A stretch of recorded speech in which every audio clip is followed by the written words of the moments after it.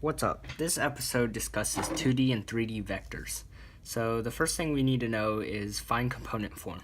Component form is very simple. It's either just ij for 2D vectors or ijk for 3D vectors. You can also write it in linear combination, which is simply something I plus something j, or something I plus something j plus something k. That's linear combination.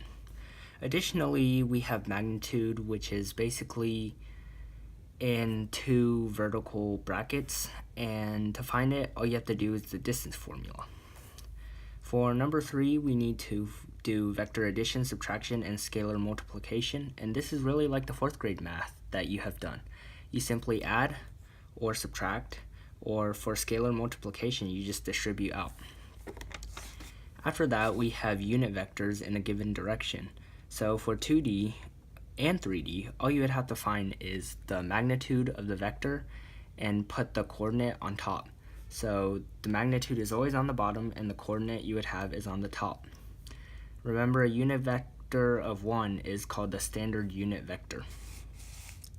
Number 5 is 3D graphing. So basically you just do like the snowflake graphing method. You just come this way, up.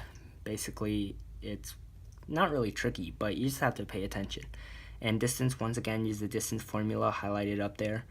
And midpoint is simply in between 2 points. So all you have to do is find the distance between the 2 points and then divide by 2. Next up is dot product. Dot product is also very simple. And what you do in dot product is it's just like distributive property, except you multiply and then add. So it's like AC plus BD, and the same thing goes for 3D vectors. 7 is angle between two vectors. Same thing for 2D and 3D. It's cosine theta equals the vector of u times the dot product vector of v over magnitude of u times magnitude of v. And it's a simple formula, and all you have to do is memorize it. Number 8 is find vector perpendicular cross product to given vectors. And basically you have to do this, which is like you kind of cut out certain horizontal and vertical parts, and you just find the determinant, which you do by the fish and ijk, and that's how you find the cross product. Cross product is important later on. Also, there's parallel, orthogonal, neither.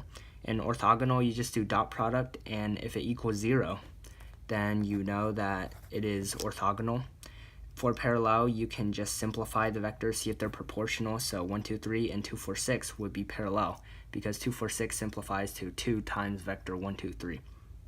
Finally is volume of parallelepiped, and that's like the weird-ish sort of parallelogram that we draw like this, like a parallelecube. Is that what they call it? Anyways, so to solve, it's a very simple formula, A cross product B, like you needed to do for number 8 over here, times dot product C. And that's all it is for 2D and 3D vectors. Thanks for joining me, and see you next time.